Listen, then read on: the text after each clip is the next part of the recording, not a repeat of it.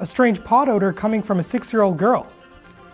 Gunman story developing in Canada. I'm Chelsea Birdsall. And I'm Amer Mansoor, and this is Public Eye News.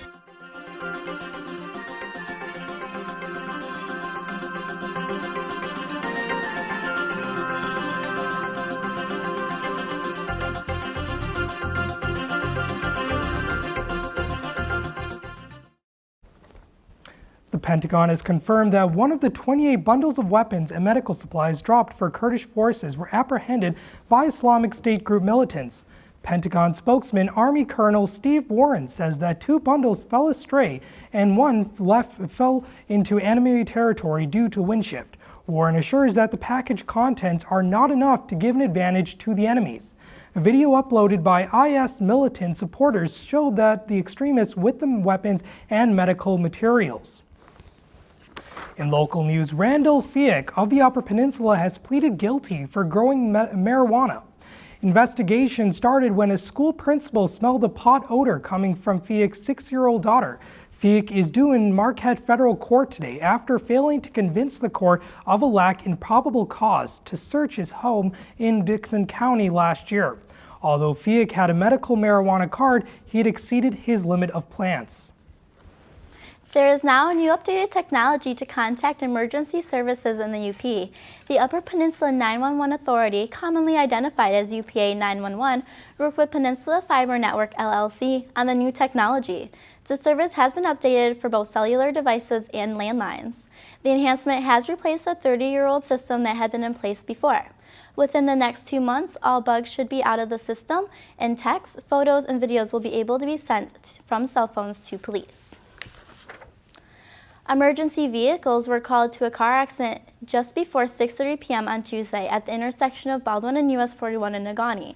According to police, a Chevy Silverado was turning onto Baldwin and hit a DirecTV van who had run a red light. The van spun out of control for 100 feet before stopping. The driver of the Silverado said he did not see the van due to the sun's glare. No injuries or hospital visits were reported. Michigan's Attorney General Bill Schuette says he has reached settlement of more than $500,000 with a propane supplier due to high prices last winter. According to Schuette, the settlement will affect more than 5,600 customers. The state filed the lawsuit after claiming Amer violated the Michigan Consumer Protection Act. A cold winter and late harvest caused the shortfall and heavy demand of propane last year. Amer plans to give credit and refunds to customers. 2 doctors disagree over whether a 12-year-old girl is fit to stand trial for the murder of a classmate. 2 girls are accused of plotting to and killing a classmate in a wooded park after a sleepover. The classmate was stabbed 19 times. At the trial of the second girl, Wisconsin Judge Michael Boren has stated that he received a report from a state doctor saying the girl was mentally able to stand trial. However, the public defender says another doctor believes she is not. Boren has scheduled another hearing for December 18th. And after the break, we'll be back with your national and international news. Stay tuned. Coming up on Austin City Limits.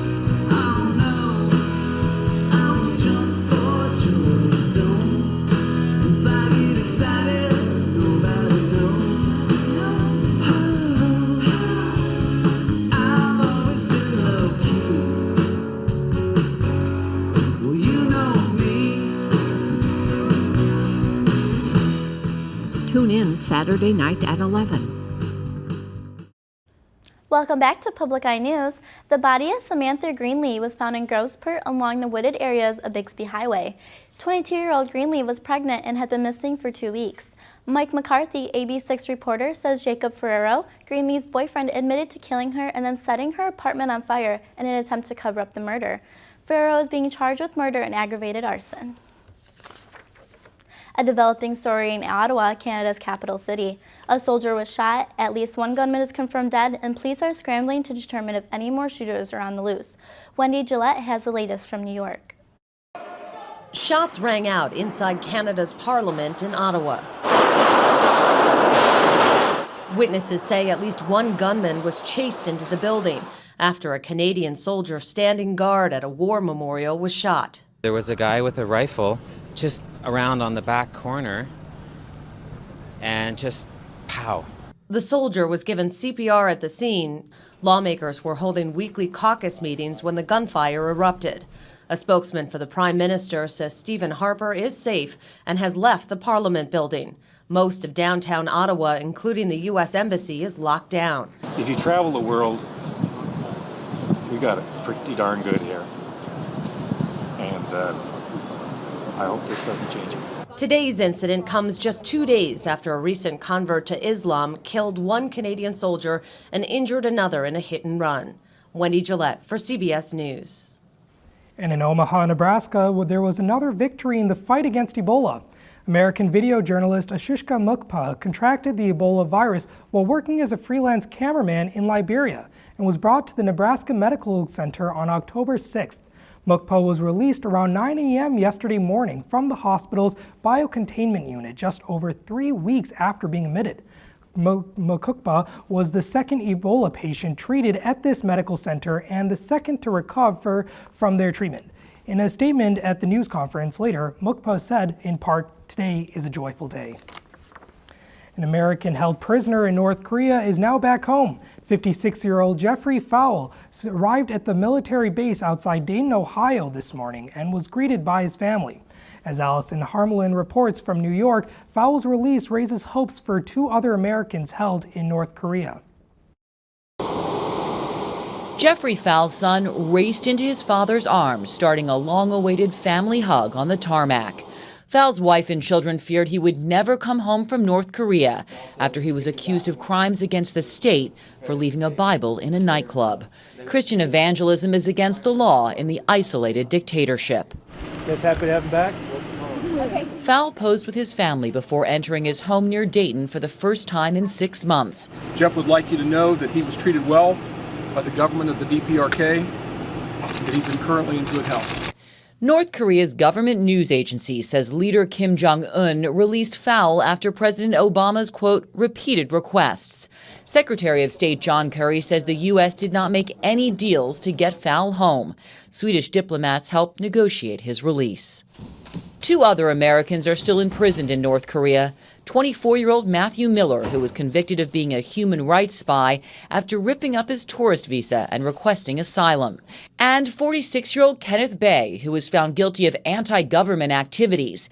His health is in decline after 2 years of hard labor. We have great hopes that North Korea will see the benefit of releasing them also as soon as possible. Relations between the U.S. and North Korea have been at a low because of North Korea's nuclear ambitions and human rights violations. Allison Harmelin for CBS News. Southern Florida politicians in Miami are petitioning for a state of their own after being left out of the climate change conversations. Miami Mayor Walter Harris and the City Commission are rallying to legally separate the state.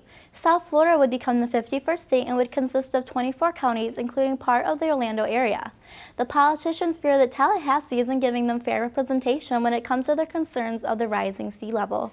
The rising sea levels pose a threat to national parks, preserves, and the safety of the coastal citizens. In order to separate representatives from all 24 counties, the rest of Florida, and all of Congress needs to approve the measure. In other Florida news, documents suggest that before a Florida man shot and killed 2 of his 3 children, his wife's drinking problem was splitting the family apart.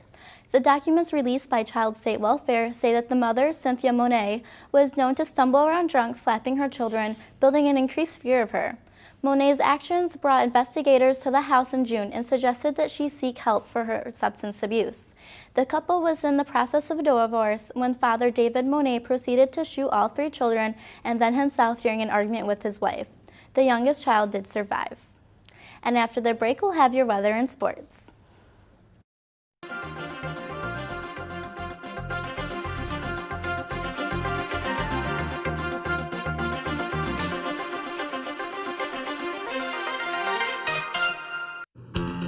Hi, I'm Gigi Gordon, host of High School Bowl. We started with 40 teams this season and we're down to just 2.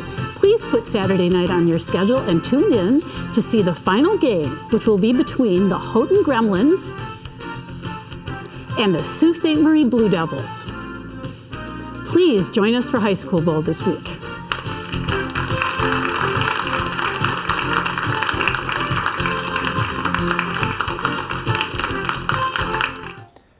Welcome back to Public Eye News. I'm Caleb Scanlon here with your weather today. As you look behind me at the Academic Mall, it's a pretty decent day outside. Currently it is 50 degrees and partly cloudy. Temperature around 50 degrees once again.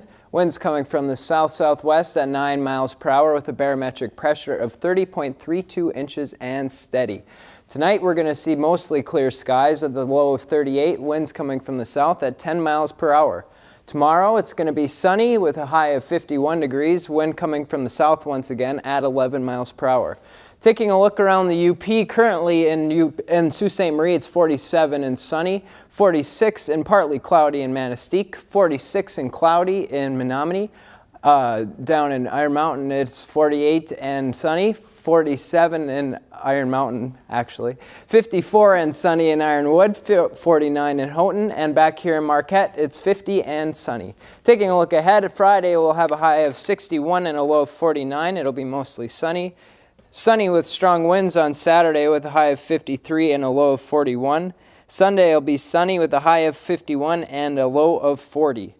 Things are heating up around the UP for October. What's heating up in sports? Well, as you know, Caleb, the World Series kicked off last night, and they're going to Game 2 tonight in Kansas City, so see how that goes. Game 1 of the World Series took off yesterday as Madison Bumgarner and the San Francisco Giants went into Kauffman Stadium in Kansas City to battle the Royals. Game 1 was dominated by the Giants regardless of the fanatic hysteria behind a Royals team who had gone undefeated in the postseason. Given an early cushion by a Hunter Pence home run, starting pitcher Madison Bumgarner carried a shutout into the 7th inning to beat the Royals 7-1. After a 5-day layoff, the Royals looked sloppy coming into Game 1 as they were only allowed 4 hits, and their lackluster defense included 2 wild pitches, Mike Moustakas' misplayed ball, and Nori Aoki letting a ball get past him. The Royals look to bounce back tonight as Game 2 gets underway at 8:07 in Kansas City. In NFL news, former Baltimore Ravens running back Ray Rice continues to make headlines as sources confirm he has filed a grievance against his former team for terminating his contract. According to ESPN's Ed Werder, it was filed weeks ago. Rice was suspended indefinitely after the video of him hitting his then-fiancée in an elevator was made public. He has appealed the suspension with a hearing set for early November. But Rice is in protest after his September 8th release by maintaining that per the collective bargaining agreement, he should be subjected to only 1 punishment per infraction. Rice could receive $3.52 million from the Ravens if his grievance and appeal are approved, and could potentially be signed by another team this season if his suspension is overturned. Along the same lines of reinstatement, the University of Georgia will file a request with the NCAA for tailback Todd Gurley's eligibility to be reinstated. Gurley has been suspended for the last 2 games while Georgia investigated allegations that he broke NCAA rules by receiving improper benefits. Coach Mark Richt has confirmed the allegations involved autographs. After reviewing Georgia's request, the NCAA could either accept the 2-game suspension of Gurley imposed by Georgia as sufficient or announce a longer suspension and possible additional penalties. Despite the suspension, Gurley has continued to practice and looks to rejoin the number 9 ranked team if rulings settle in his favor. Wow, I mean, they really need to be watching what they're doing. You see a lot of corruption happening lately in sports, and it's definitely something we need to keep a watch out for and keeping them honest with themselves. And it's happening more and more in NCAA and in professional sports, not even just with money, but right, and we've seen the same with Ray Rice. It's very true. But that's all the time we have today for Public Eye News. But before we go, I'd like to give a quick shout out to my family watching in Baraga. Yeah, hopefully see you guys soon. Thanks for tuning in, and we'll see you tomorrow.